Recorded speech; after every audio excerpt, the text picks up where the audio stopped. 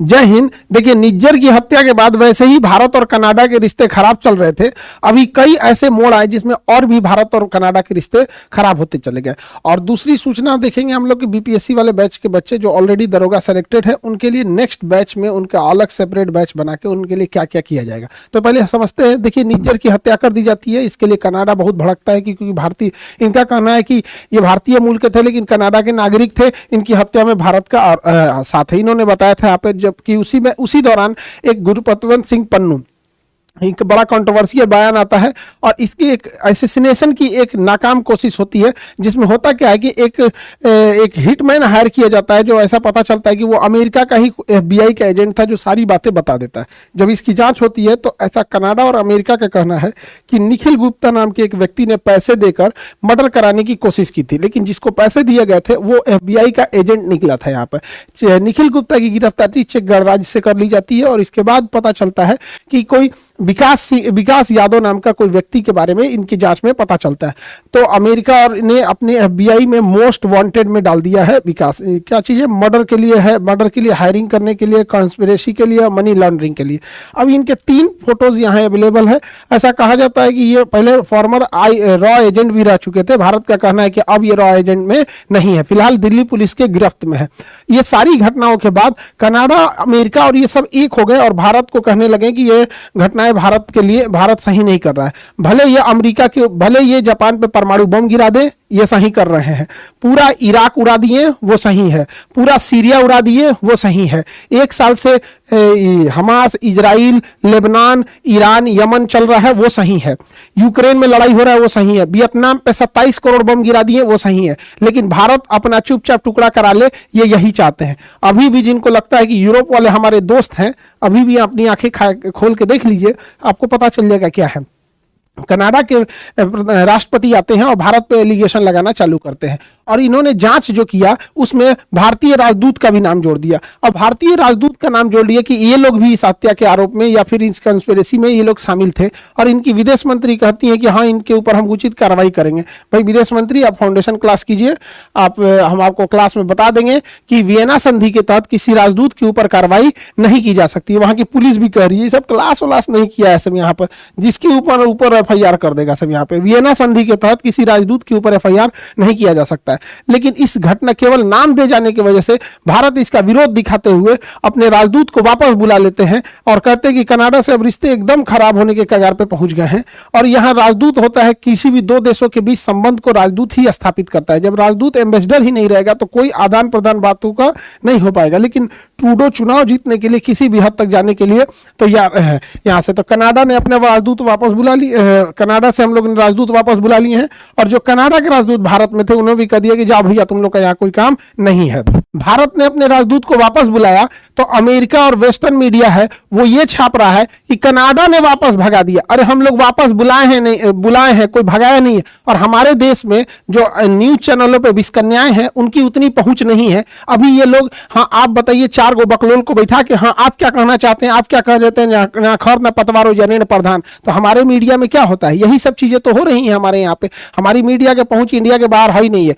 पूरा दुनिया चौपट हो जा रहा है। न्यूज सुन के देखिएगा तो ऐसा लगेगा आप सिंगापुर में बैठे। तो हमारी मीडिया नहीं पहुंच पा रही है और भारत की वहां बाहर में बड़ा छवि खराब कर रहे हैं सब यहाँ पे। हालांकि ऐसे घटना एक बार और हुई थी 2013 में, देवयानी खोबरागड़े को वहां की पुलिस ने अरेस्ट कर लिया था। हमारी राजदूत थी यहाँ पर देवयानी खोबरागड़े, उन्हें अरेस्ट नहीं करना चाहिए था वियना कन्वेंशन के हिसाब से, लेकिन बावजूद उन्हें अरेस्ट कर लिया था। आप समझिए राजदूत का पावर क्या होता है कि राजदूत को अरेस्ट नहीं कर सकते। अच्छा, इन लोग की हिपोक्रेसी देखिए।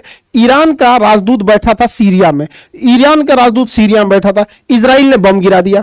तो भाई इजराइल ने बम गिरा दिया, ये अपने सेफ्टी के लिए कुछ भी कर सकता है। तो भाई जब इजराइल को अधिकार है अपनी सेफ्टी का करने के लिए, तो भारत को क्यों नहीं अधिकार है अपनी सेफ्टी के लिए काम करने के लिए?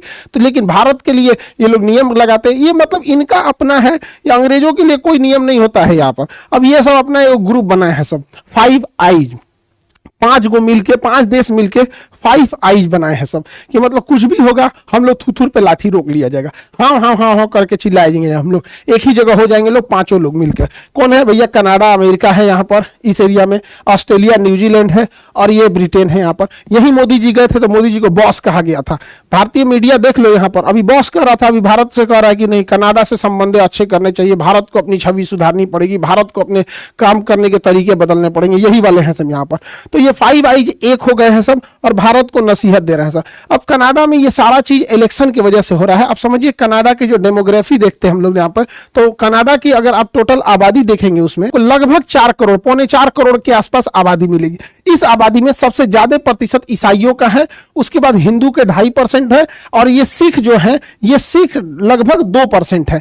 अब जस्टिन ट्रूडो चाहते हैं कि ये सिख पॉपुलेशन उन्हें वोट करे, हालांकि वहां पर हिंदू 2.5% है, मुस्लिम 5% है, तो ये वो चाहते हैं कि उन्हें सिख का समर्थन मिल जाए। अब यहाँ जो पार्टीज को देखा जाएगा अगर कनाडा में, तो कनाडा में संसद भवन में टोटल 338 सीट है। 338 यानी 338 में बहुमत के लिए आपको 170 चाहिए, आधा सीट यानी 170 सीट चाहिए, तब जाके बहुमत आएगा।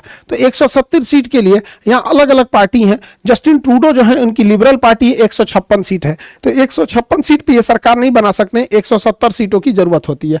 जबकि कंजर्वेटिव पार्टी के पास 118 है, तो दोनों लोगों के पास स्पष्ट बहुमत नहीं है, इसलिए इन्हें गठबंधन की जरूरत पड़ती है। अब ब्लॉक पार्टी के पास 32 सीट है और न्यू डेमोक्रेटिक पार्टी के पास 24 सीट है। न्यू डेमोक्रेटिक पार्टी जो है ये खालिस्तानी सपोर्टर पार्टी है यहाँ पर, और इन्हीं के सपोर्ट से इनकी सरकार चल रही थी। जब इनका गठबंधन था तो इनके पास न्यू डेवलपमेंट पार्टी से, जब गठबंधन डेमोक्रेटिक पार्टी से था तो इनके पास 180 सीटें थी गठबंधन की वजह से, तो 170 चाहिए, 156 इनका, 24 इनका, तो 180 हो जाता था।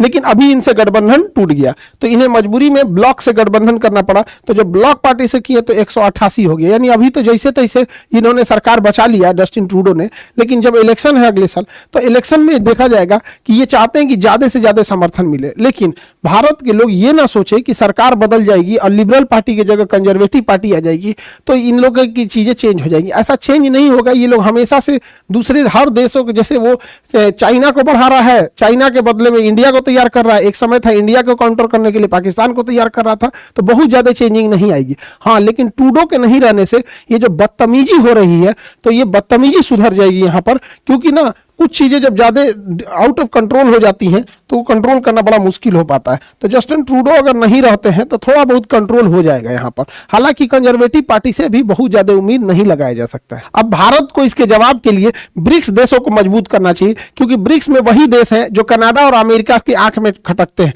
इंडिया है, चाइना है, रशिया है, ये मेन कंट्रोलिंग पावर है यहाँ पर ब्रिक्स देशों में। और यहाँ पर G7 देखेंगे तो G7 की मीटिंग कनाडा में होने वाली है। ऑब्वियस बात है कि भारत कनाडा में G7 की मीटिंग लेने नहीं जाएगा, और अगर चला गया तो शर्म की बात है भाई। क्या जरूरत है जाने की? आपने राजदूत वापस बुला लिया और बदतमीजी से बतिया रहा है, क्या जरूरत है वहां पे? और G7 के बदले हमें ब्रिक्स को इतना हाइप देना चाहिए, इतना हाइप कि G7 ऑटोमेटिक कमजोर होने लगे। इससे अमेरिका को दिक्कत होगा, क्योंकि G7 7 शक्तिशाली देशों का समूह है जिसका लीड कर रहा है अमेरिका, लेकिन ये पतन के कगार पे है। और ये जो ब्रिक्स है ये उभरते हुए शक्तिशाली देशों का समूह है, इसको लीड कर रहे हैं सब तीनों देश, इंडिया, चाइना और रशिया। यहां पर तो ब्रिक्स जाएगा तो G7 की वैल्यू घटेगी। अभी दोनों बराबरी पे चल रहे हैं सर, लगभग, लेकिन G7 अपने डाउनफॉल की ओर बढ़ रहा है, तो ब्रिक्स को देखेंगे तो ये अपने अपवर्ड की डायरेक्शन में बढ़ रहा है। तो इसी को कंट्रोल करना बहुत ज्यादा जरूरी है। अगर ये इन्हें छोड़ दिया जाएगा तो अमेरिका, ब्रिटेन ये प्रेशर लगाएंगे किस चीज के ऊपर? कनाडा के ऊपर। रीजन क्या है कि अगर कनाडा को ज्यादा छूट दिया जाएगा तो इंडिया, चाइना, रशिया और ये ईरान ये आपस में ज्यादा करीब आएंगे, जिससे कि अमेरिका को भी काफी ज्यादा दिक्कत होगा। यूक्रेन की लड़ाई वगैरह में भी बहुत दिक्कत होगा। हालांकि यूक्रेन की लड़ाई कुछ दिन की मेहमान है, जैसे डोनाल्ड ट्रंप आएंगे यूक्रेन को दी जाने वाली सारी मदद की राशि को वापस ले लेंगे, उधर रशिया उनका बैंड बजा देगा। लेकिन हाँ, डोनाल्ड ट्रंप के जीतने के बाद इजराइल को भी खुली छूट मिल जाएगी। उसके बाद गाजा पे हमला तो हो ही चुका है, अब लेबनान पे भी हो जाएगा और हो सके तो ईरान पे भी हो जाएगा, क्योंकि डोनाल्ड ट्रंप तो ओपनली कह चुके हैं इजराइल से कि ईरान के जो न्यूक्लियर फैसिलिटी है वहां पर अटैक किया जाए। ये वाला चीज आप समझ गए होंगे। और जो बिहार दरोगा में ऑलरेडी बच्चे सेलेक्टेड हैं, इस बार उनके लिए गोल्डन अपॉर्चुनिटी है, क्योंकि आप 15 साल ड्यूटी करेंगे तो डीएसपी बनेंगे। 15 साल एकदम रगड़ के एकदम हालत खराब हो जाएगा तब। और